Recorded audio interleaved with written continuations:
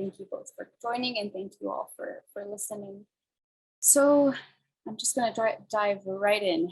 Greenland, Kalalit Nunat, that is Greenlandic for people of the land. And that is what the people of Greenland call it. They don't call it Greenland.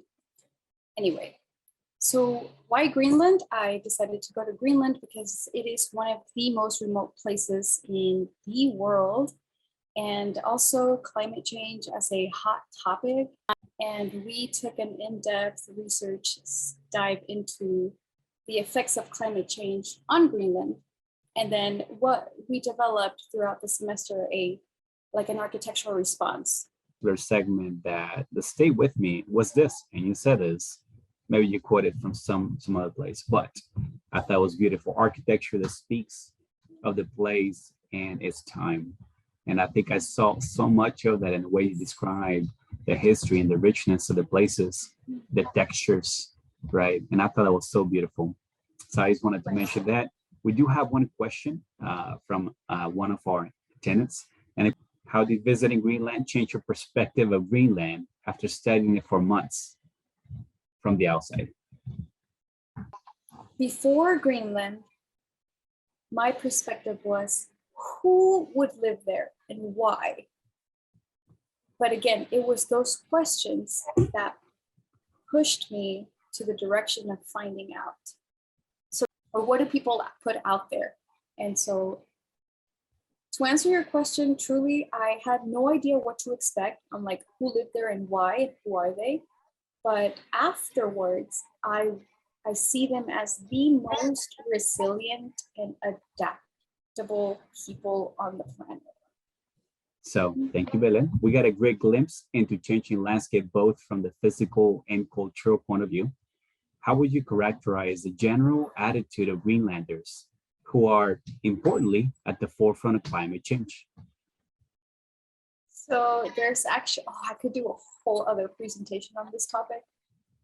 I'm actually getting into the— We should, let's do it. But there's actually two very opposing views. There's that of those who think this is horrible, we're doomed. And that's generally the older generations.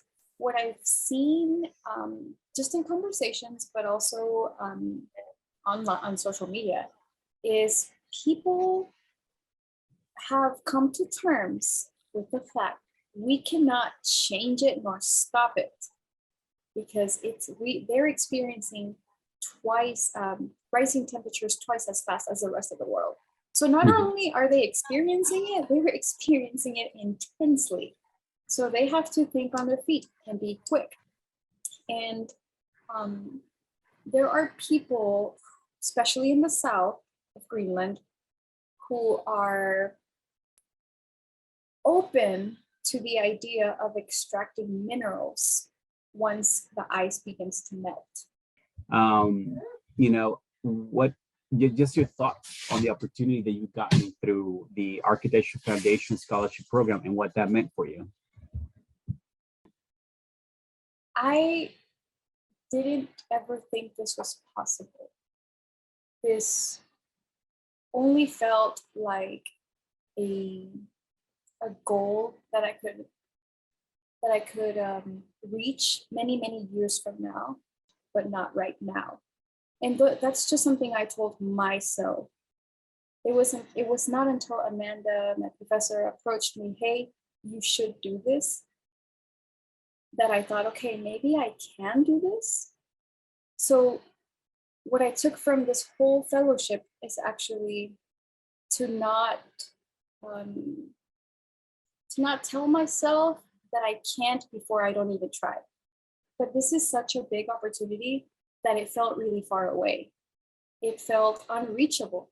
I thought, wait, how can I actually do this? And then I did do it. So the biggest takeaway is just keep going and try. And that's just a personal note to self.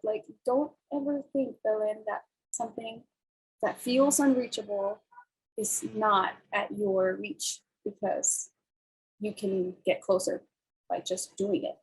And so that's the fellowship provided me with not just a trip to Greenland and this wonderful experience and this opportunity to talk with you all today, but it also gave me this, this empowerment that I can apply for the rest of my life, really. In our scholarship program, in our committee, our members that get involved, one of the most gratifying moments is to award scholarships to very, very deserving individuals like yourself and many others. So to those individuals that, you know, that are current donors or would like to donate in the future towards this kind of program, can you talk about why you think that's important and your thoughts on that? Oh yeah, it's passing it forward. It's very simple. I think that, especially coming from a background of always seeking out resources. I mean, growing up, I had everything I needed, and that's it. There was no, we never took family vacations. We never took even trips. My first time on an airplane was when I was 23.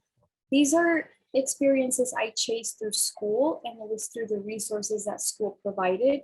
So I do think it's very important that when we, the ones who were once students, you come for, as you progress in your life, your career, you do pass it forward because, again, I just identify with also individuals who have benefited a lot from these resources provided by educational entities.